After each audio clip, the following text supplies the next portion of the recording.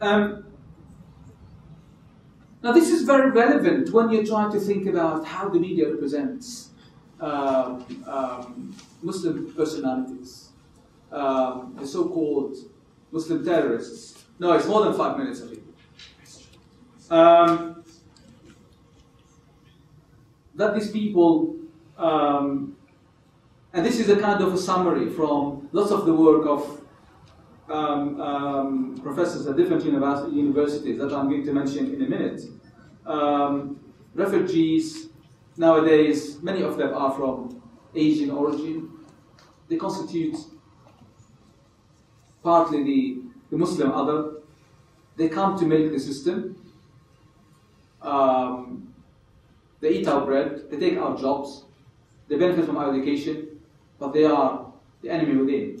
They are the problematic other. This is how ethnic minorities and nowadays Muslims, how they are seen in the media. I think probably the most worrying example has been the association of Islam to terrorism, Islam to Al-Qaeda. And unfortunately, this is the very present picture with regard to the normal members of the public. White, English people, beyond the London area. Go to the normal towns and cities, and this is the picture you get. It takes you huge effort to get through to people and make them realize that actually Islam is not Al-Qaeda, Islam is not Osama bin Laden, Islam are not the perpetrators of 7/7. It takes you a lot of effort. But this is what the media in a nutshell has managed to do. Very unfortunate. Lots of reports with regard to the Islamophobic messages have become many actually. And the social scientists and people who are doing the watchdog role with regard to following the media have become unable actually to take record of what's going on, because it is definitely a lot. There is a huge amount of research. I wanted to take the issue of the issue of the hijab and how the media treated the issue of hijab. If some of you remember Jack Straw, when he threw that bombshell a couple of years ago in his constituency to start talking about the niqab and how it does put him off to meet a Muslim woman, and how the mainstream politicians also, David Cameron and others, picked up the message and also got on the basically on the debate in a very negative way, and how the BNP got into the debate, and how some of the people who have a long standing in the media, especially in the press, got into the debate. The debate started off from Muslim women as being oppressed, forced by their husbands, brothers, fathers to wear the hijab, to wear the niqab, whatever form of dress they were wearing.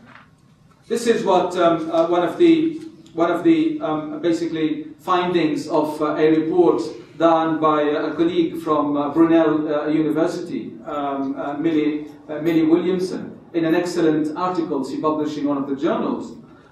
In addition to some of the work I've been doing, this is where the message moved from. Muslim women are oppressed. And then the message moved down to something completely different. As Muslim women actually, they are not oppressed anymore, because Muslim women managed to speak out and say, it's our choice. Discourse in the media moved to something else completely different, which is Muslim women with their hijab. They are affecting our way of life. And they are forcing themselves on our culture. And they become a threat to our way of life. This is the message I'd like to leave with everybody in their minds. This is a Muslim woman. This is a nun, a sister. This is where the Bible places the issue of the woman's dress. The world is changing And Christian women do not prefer to wear the dress. That's because of problematic of their choice. But that's what the Bible says. This is where the picture of Mary, or the Virgin Mary, alayhi salam, we see in the churches and in everywhere, in museums and so forth. So I always said to people, what's the problem with this then? Is it because it's Muslims and Islam and Muslim women?